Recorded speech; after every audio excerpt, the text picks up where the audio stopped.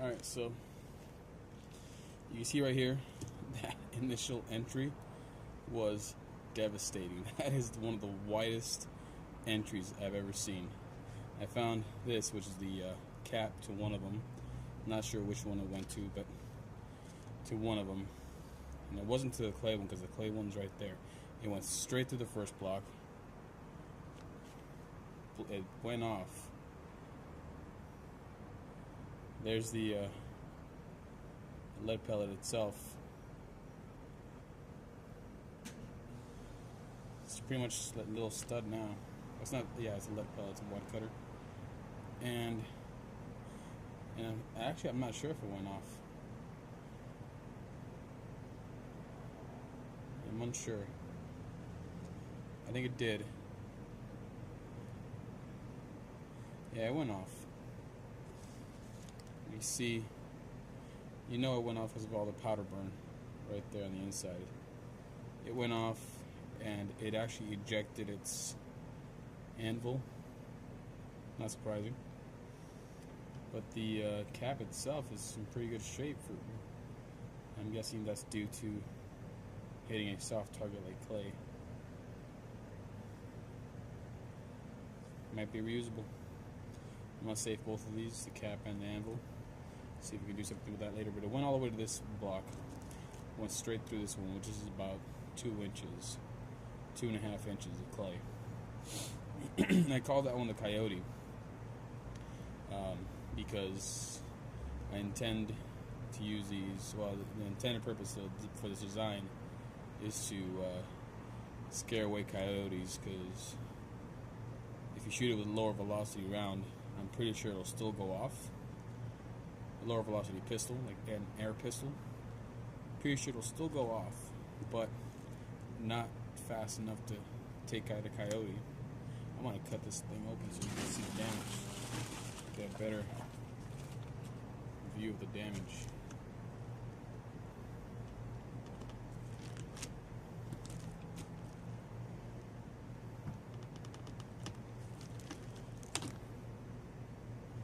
Look at that.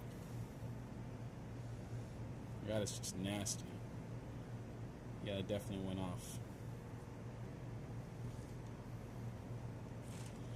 If there was any doubt, if that giant cavity didn't give it away, pretty sure the burn marks did. Now let's take a look at the Gummy. See how that fared. Let's see. Hit the Gummy right here, and I don't know if a pellet actually went in. I'm unsure. I'm gonna have to cut into this thing. No, it did. Pretty sure it did now.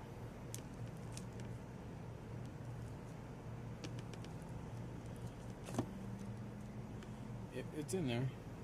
You can see it.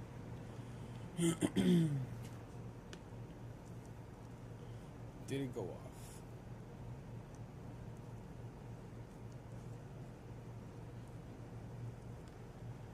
This is just the pellet. Might have separated from the primer. Pellet may have separated from the primer. Don't see any additional travel path there.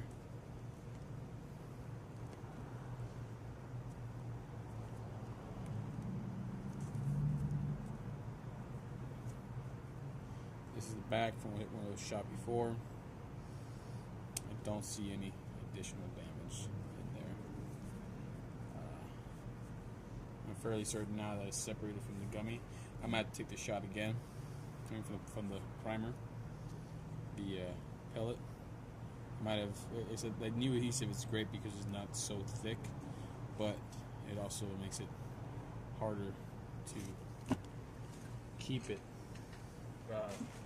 It's more fragile, easier, more prone to breaking, but it's easier to work with.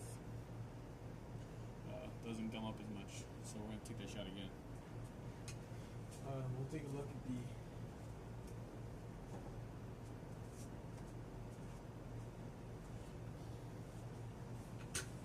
There's so many hits on this thing, it's hard to see where.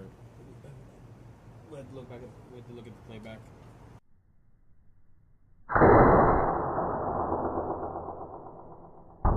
It's hard to see where it hit. There's just so many marks in there, and I'm pretty sure that was it right there. I'm fairly certain because, like I said, I turned the. Like there's one of the. I turned it so the opening is facing out, kind of like a hollow point cuff. So, and the science behind that is that the pellet rests on the area where the primer strikes. Where the primer normally gets stricken, which is right back there.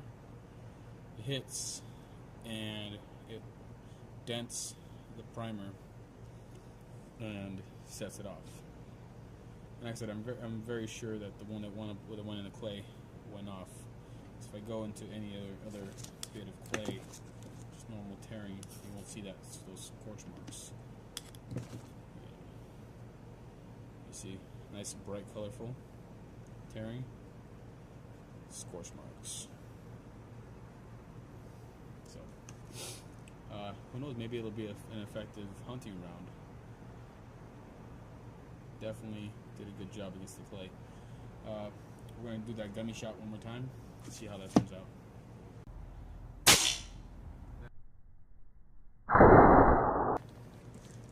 Yeah, there's a difference between. Look at that. You see it burnt. It's melted.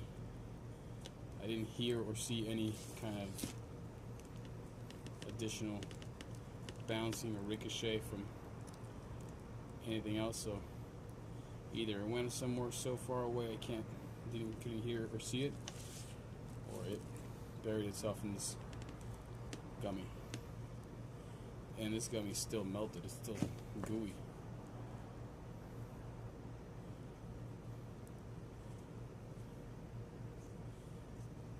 Did pretty good too in regards to penetration. See how that scorching just confirms that it did go off in the clay. Didn't separate from the pellet. It's a good sign. Actually, it broke loose of the pellet. The gummy kept it together. There's the anvil. There's the. It's just surrounded by hot, sticky gummy.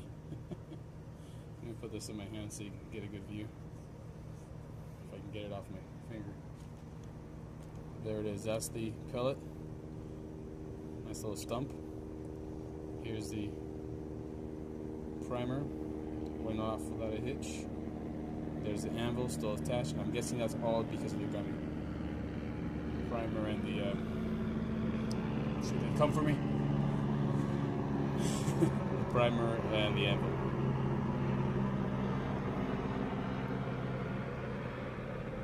I'm gonna wait for that helicopter to pass. Yeah, it's the primer and the anvil. Pretty good. I would say this would cause some serious damage. If I could find a wad cutter style alloy pellet, I would go with that, just to make it lighter in an air pistol. Even the Benjamin Trail air pistol, break barrel, would do well. It shoots at, I think it was advertised at 600 feet per second. And with an alloy pellet, this is the head, slowing it down a little bit. Probably more like 550. But it should still be enough to set off the primer. So, very happy with these results. Mark II is definitely better than Mark I. Mark I looked prettier. I had the where the pellet with the primer end was facing forward, making it look like a sealed cap, but didn't work out that well, and it was harder to secure it to the head of the pellet. So, and they all have these very consistent kind kind of indentation from the primer right there. I've noticed that so far the past 3 that I've found, including this one, has had that indentation from the primer, so it's very well seated on there. It's flattened out pretty decently, deformed decently, so very happy with it. You said